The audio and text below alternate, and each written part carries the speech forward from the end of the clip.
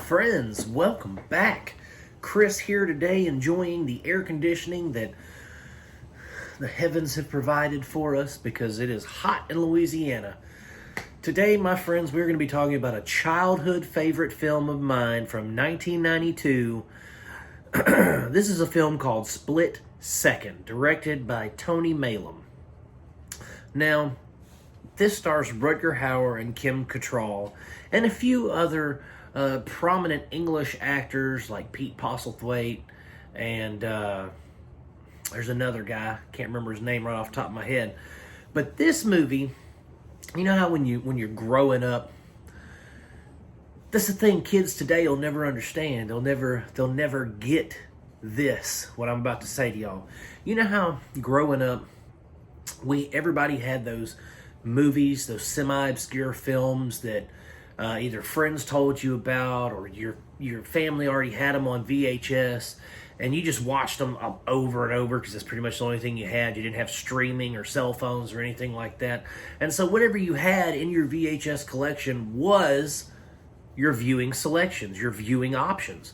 And so growing up, we had a few VHS tapes, and this one, I say a few hundred probably, but this one stood out to me because, when you're 8 or 9 years old and you're, a little movie buff, and you have friends that are little movie buffs because, movies were a big part of the 80s and 90s for us kids,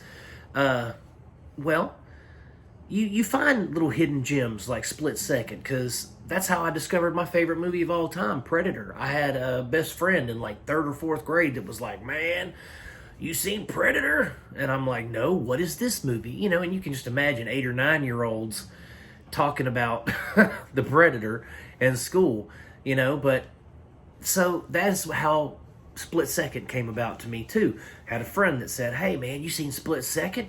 And I'm like, "What is this movie?" And so I rented it, and man, it became a favorite because it was like Predator in the City or something like that. But that was back then. Okay, I revisited it the other day, and it lost a little bit of its luster for me, personally. I mean, it's still going to get a high rating because A, nostalgia, B, nostalgia, and C, nostalgia. But this film ain't as good as I remember it being. And that's only because probably I've grown older. I know a little bit more about how movie magic works. I know how films are made. I know how editing works and that kind of thing. And this movie technically is a freaking mess, right? Like, the editing is god awful. We don't even see our creature until the last 15 or 20 minutes of the film, right? I mean, it's a cool looking creature, but they don't really emphasize it. It's a lot of Rutger Hauer running around being a hard ass, smoking cigars, and just, being the typical rogue cop. Serial killer killed my partner, now I'm gonna get that son of a bitch. That kind of thing. Like, that's how he is portrayed. His name is Harley Stone. For Christ's sake, his name is Harley Stone. That is the most 1990s action movie cop name I've ever heard. I mean, Harley Stone, get out of town. But we have Rutger Hauer in this, and he just plays the hard ass. Kim Cattrall, she plays his ex-partner's wife that he wound up getting with after his partner got killed. I mean, and the thing is, they explain this love affair, they explain this tryst that they have, but it never goes anywhere. There's nothing ever really fleshed out in this whole film. It's a bunch of quick edits to make a film. I mean, we start off, we have, it's spooky, it's eerie. He's in a strip club, and he's walking around, and he can hear the bad guy's heartbeat. Bum, bum, bum, bum, bum, bum. He's like, "I know you're here. I can hear you." But And he's like looking around for the guy, and then we hear a scream, and he goes to check it out. There's a dead stripper with her heart ripped out in the bathroom on the floor, and he's like, I missed him, and he's losing his mind. And he's just going crazy trying to find this guy. It's really like, the story itself is absolutely cliche and absurd. And then we get to the monster, and the monster's effects, right? It looks like the Predator. It looks like the Predator with an alien mask on. Like xenomorph alien. You know what I mean? Like, because this thing's big and tall and black, and it's got these, like, fingers that look like harpoons, harpoon gun bolts. It looks like that, right? It looks like it has arrows for fingertips. And it's massive, and you only ever see it in like quick shots where it's almost blurry. It's like the Bigfoot footage, it's like, oh, it's running and now I can't see it. And they make it out like it's supposed to be this super fast, like the Flash, like, you see as a blur. And that's how it was made out, how that they depicted it. But it was just lazy filmmaking. If you're gonna make a cool ass looking monster and you can't get it as a clear shot on your screen, something's wrong with you. You're a terrible director. If you can't show me a monster, it's one thing if we're doing less is more. That's fine. And they do that a lot in this film. In the beginning, towards the middle of the film, it's a lot of less is more. Oh, here's this thing kind of happened. Here's a noise. Here's a bump in the night.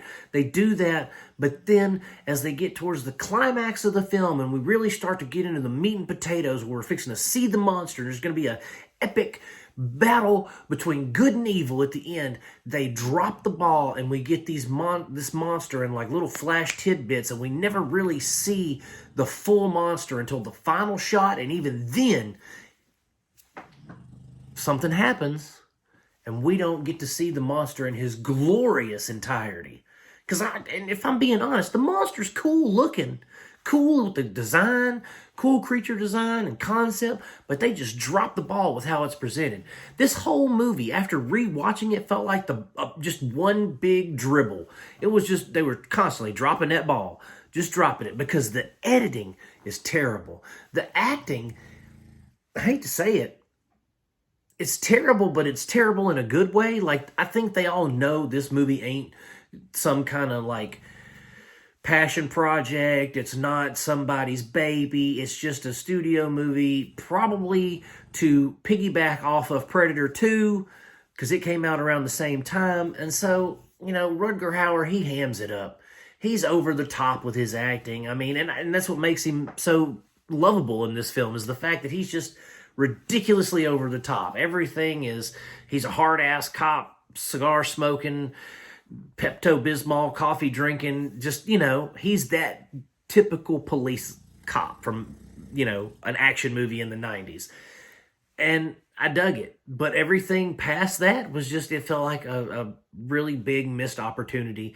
This movie could have been so much better if it had had a more concise story, more concise editing, better directing, better writing. Some of the dialogue was just god-awful. It's like a 10-year-old with a potty mouth wrote it. It's just ridiculous. But all that being said, I'm still going to give Split Second 4 stars because I love it. I've loved it since I was a kid. I've loved it even as an adult. I can appreciate it now for the nostalgia and what it is, but I'm also not ignorant to the fact that it is not a good movie. It's decent, but it's not, it doesn't deserve 4 stars. In all actuality, it probably should get about 2.5 to 3, but god dog it, I love it, and it's going to get 4 in this review. So guys, that's it for Split Second. I hope you enjoyed the review. Please like and subscribe, comment. Let's start some conversations on the movie. Let's talk about it. And as always, I am going to keep making them as long as you keep watching them, my friends. Peace out, God bless, and I will see you soon.